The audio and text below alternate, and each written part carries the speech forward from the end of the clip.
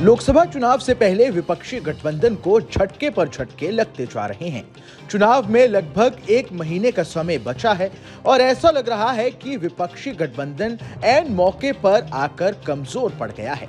ऐसा लग रहा है कि जितनी जल्दी ये गठबंधन बना था, उतनी ही जल्दी ये गठबंधन टूट भी रहा है।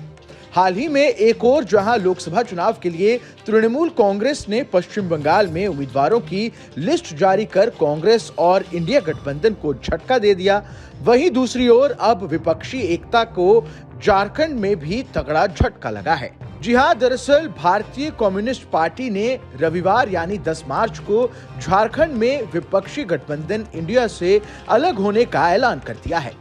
सीपीआई ने इंडिया गठबंधन से अलग होने का ऐलान करते हुए ये भी कहा कि वो राज्य की 14 लोकसभा सीटों में से 8 पर अकेले चुनाव लड़ेगी। सीपीआई के प्रदेश सचिव महेंद्र पाठक ने कहा कि हमने अपने दम पर लोकसभा चुनाव लड़ने का फैसला लिया है। उन्होंने कहा, बीजेपी ने अपने उम्मीदवारों की घोषणा कर दी है, लेकिन कांग्रेस और महागठबंधन ने अभी तक सीट बंटवारे पर कोई बातचीत नहीं की है, इसलिए हमने अकेले चुनाव लड़ने का फैसला किया है। उन्होंने कहा कि ये निर्णय यहां की प्रदेश कार्यकारी समिति की बैठक में लिया गया है। सीपीआई रांची, हजीराबाग, कोडेराम, चतरा, पलामू, गिरिध, दुमका और जमशेदपुर लोकसभा सीटों पर अपने उम्मीदवार उतारेगी।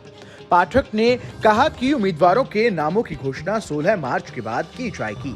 इस बीच झारखंड में सत्तारूढ़ गठबंधन का नेतृत्व करने वाली झारखंड मुक्ति मोर्चा ने कहा कि सीपीआई की प्रदेश इकाई का ये निर्णय पार्टी के भीतर अनुशासन पर सवाल खड़े करता है। झारखंड मुक्ति मोर्चा के प्रवक्ता मनोज पांडे ने कहा, ये मेरी समझ से परे है। क्या प्रदेश इकाई इस तरह के फैसले ले सकती है? सीट बंटवारे पर राष्ट्रीय स्तर पर चर्चा पहले से ही चल रही है। आपको बता दें कि राज्य की 14 लोकसभा सीट में से भारतीय जनता पार्टी के पास 11, ऑल झारखंड स्टूडेंट्स यूनियन के पास 1, झारखंड मुक्ति मोर्चा के पास 1 और कांग्रेस के पास 1 सीट है। हालांकि कांग्रेस के एकमात्र सांसद गीता कोड़ा हाल ही में भाजपा में शामिल हो गई हैं। वहीं लोकसभा में सीपीआई का झारखंड से कोई सांसद नहीं है। इस खबर में बस इतना ही। ये खबर आपको कैसी लगी हमें कमेंट कर जरूर बताएं। लोकसभा चुनाव 2024 और देश दुनिया की तमाम बड़ी खबरों के लिए देखते रहें न्यूज़ नेशन का डिजिटल प्लेटफॉर्म।